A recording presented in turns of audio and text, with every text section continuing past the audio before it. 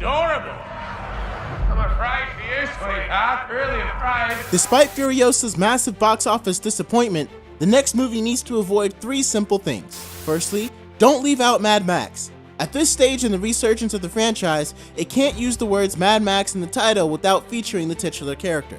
This isn't to say that Anya Taylor-Joy's young Furiosa wasn't a great lead star. On the contrary, anyone would be hard-pressed to find a more perfect actor for the role. But no matter how good Furiosa was, viewers were still disappointed that Max only appeared in a brief, inconsequential cameo. The fact is that if Tom Hardy's Max was in the billing, Furiosa may have seen even bigger box office numbers. And it's not just about Hardy being a bigger name in action. As seen in Road Warrior and Fury Road, the best Mad Max movies are always about a rudderless loner with a talent for violence who finds purpose in a cause bigger than himself. Furiosa only achieves this in the very last scenes and is more of a personal revenge story, a mistake that the next Mad Max movie can't afford. Before any more stories about Furiosa, Nuke, or even Dementis, Mad Max needs to stick to what made it a hit in the first place. This brings us to our next point. Don't make another prequel. To be fair, Furiosa was the best prequel that Fury Road fans could hope for. However, the majority of audiences are also suffering from prequel fatigue. While Furiosa is possibly the best action movie of 2024, it's all too easy to dismiss it as just another legacy prequel.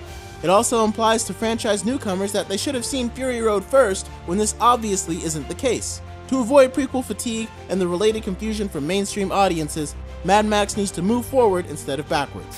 Speaking of which, calm down on the CGI. While Fury Road was only a moderate box office success, it was revolutionary for the perfect visual effects in its massive action set pieces. Although CGI was integral to making Fury Road, the digital compositing was so great that even the most ridiculous stunts looked real. The question is, do you have it in you to make it epic?